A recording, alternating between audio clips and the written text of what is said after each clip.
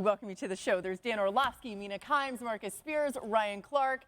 The wave is here. That means we can officially get going. Marcus, the Eagles have leaned on that run game all season. We've talked about this a lot. It's worked. Do you see them deviating from that plan at all, though, on Sunday? No, Boogie. If you pick the winning numbers to the lotto and you had certain numbers that you like to play and they consistently won, would you change them? No, you wouldn't. So if I'm the Eagles, and I've said this before, the Eagles look at their run game like other teams look at their explosive pass game. Here's the caveat. A.J. Brown actually mentioned it. It's those critical plays. Can you convert third downs to keep your drives going? Can you make the important throws when you need to? And obviously, when you throw the ball to A.J. Brown, history tells us he's going to catch those more than not. But this run game is what Philly has used to put themselves in the NFC Championship. I'm not deviating away from it unless Washington can force me to. And that's been very hard for teams this season. They are in the NFC Championship. There is a big sample size of Philadelphia running the football. And guess what has happened, Boogie? No one has stopped it. So until somebody does, I'm going to use it to have the same success that got me to the point I'm at right now.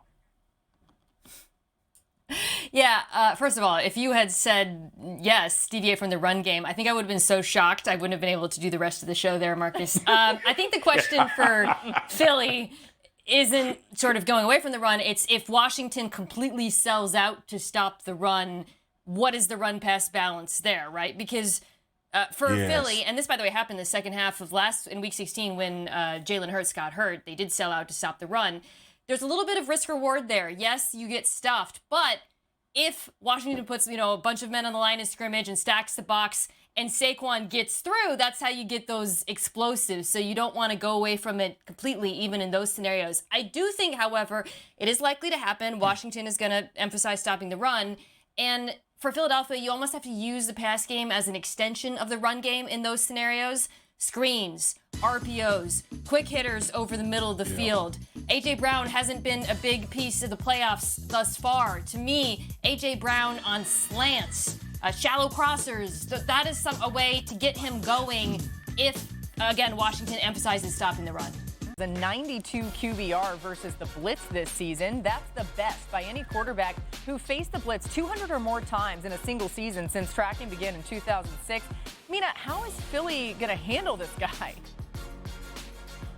That's a crazy stat because it's not a rookie quarterback, right. Just a quarterback. I don't think it's going to continue because I don't think the Eagles are going to blitz him a lot. Dan alluded to this. I was surprised by how much they blitzed him back in Week 16. It didn't work because it hasn't worked all season. He sliced it up.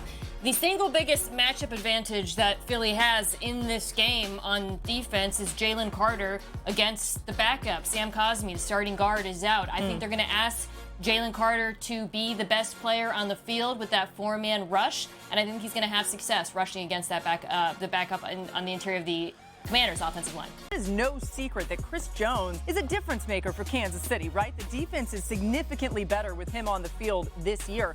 Offenses try to take advantage with their rushing attack when he's on the sideline, running the ball 51% of the time when he's in the game. That drops to 30%. So, Mina, what did Buffalo's offense do so well in the first meeting against the Chiefs that they won this year? This is going to sound really basic, but they possessed the football.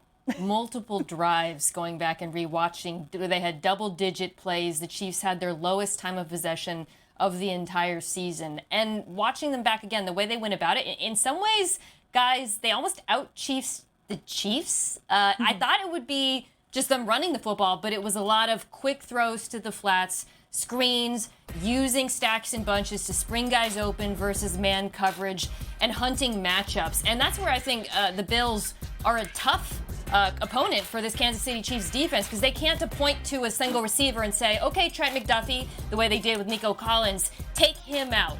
Because if you take out one of these receivers, there's no real preference with this offense. Last time it was a big Khalil Shakir, Curtis Samuel game. They went after the safeties, but they have that ability because of the nature of their offense to go to different receivers against different opponents, and I think that actually works in their favor against Kansas City. Yeah, guys, I'm interested to see Joe Brady, the offensive coordinator for Buffalo, how much he's able to on the road in that environment with the noise to do all those shifts and motions. Remember, last time they played, there was so much of that pre-snap that really indicated to Josh, oh, this kind of man coverage when maybe they're playing outside in or that backer's covering over in the top.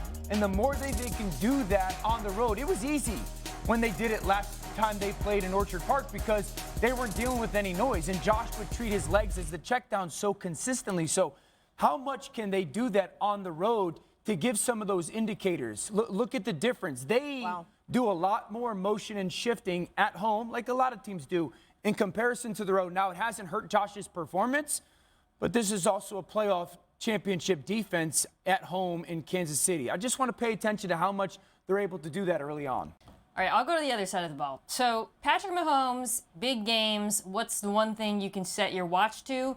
He's going to use his feet at some point, right? Except the last time these teams played, watching it, he didn't have a single carry, which is genuinely shocking. And upon rewatch, I was like, whoa, this is crazy. How do they do it? They took a similar approach to what they did actually last week against Lamar, which is just a four-man rush, but the linebacker hangs back. The first time it was Dorian Williams. Last week it was Matt Milano, keeping eyes on the quarterback, delaying his rush. They're going to do the same thing this time. And I think whether or not Patrick Mahomes is willing to take off and challenge Matt Milano to most likely be Matt Milano one-on-one, will go a long way towards whether or not he can have those infuriating third down runs we always associate with him in big playoff games. Yeah, I love that, Mina. One of those Matt Milano plays was in the red zone, and they ended up forcing Baltimore into a field goal on that drive. And so that's a great point. I want to know what's going to happen with Travis Kelce and Tyron Johnson, because we know in 12 personnel, also in 11 sometimes, this will be a matchup we see. We can also see Terrell Bernard and Matt Milano mixed into that. I mean, the entire season, has Travis Kelce lost a step? When did he become a guy that couldn't separate? And just like last year, he's now fresher than a peppermint after having a week off going into the playoffs. And so I want to see how they attempt to guard him. Do they let him work on Tyron Johnson? Do they slide a double to him in some sort of poacher low? Or will Travis Kelce get some of these one-on-one matchups we know he could take advantage of? I'm a winter, man. Yo, I know Josh alluded to this after the game about how people talks about this defense and how small they are. You know what's about to happen? And the Chiefs always throw us for a loop. They finna run Kareem Hunt and Isaiah Pacheco right at Milano and Bernard. As much as we talking about Patrick Mahomes and Josh Allen, the Kansas City Chiefs they've proven us time after time that they also can play a physical style of football. I would not be surprised if we come away from this game saying the Chiefs, dang, they had a good day on the ground if they win this football game. I agree, but here's where it gets interesting. Joe Thuney's at left tackle. Yep. So I think the interior, if you're going to try to run right at these backers, that's a little bit of an advantage for Buffalo, I think, because of their speed. So I agree, Marcus, that how they fix their run game or affiliate their run game versus Buffalo's defense, because they're not Baltimore, you know? So how they try to successfully run the ball and minimize the impact of Rousseau and Epinesa on the perimeter is going to be huge. Epinesa, yep. Yeah, I think the other part of it is, too, when you look at some of those runs from Justice Hill last week that were sort of off tackle, I thought that sort of explosiveness could equate to the way Isaiah Pacheco could attack them. But we also have to think of the play on the outside or at the tackle position for the Kansas City Chiefs not necessarily being what it is when you look at the Baltimore Ravens. The other thing to keep in mind about this is Andy Reid when it comes to game planning. And we saw this Chiefs offense in the divisional round. They had all that extra time to prepare. Not as much time to prepare this time, obviously. But, Dan, that's huge, too. Yeah, they know each other well. This is a game that Buffalo's going to have a pretty good idea what Kansas City's going to do. Kansas City's going to have a pretty good idea who Buffalo's going to do. Who makes the big plays and executes in those moments, right? I can't wait. Yep. Okay, again, we're going to talk about this tomorrow as well. We'll make our game picks for Championship Sunday. You don't want to miss that. We'll see you then.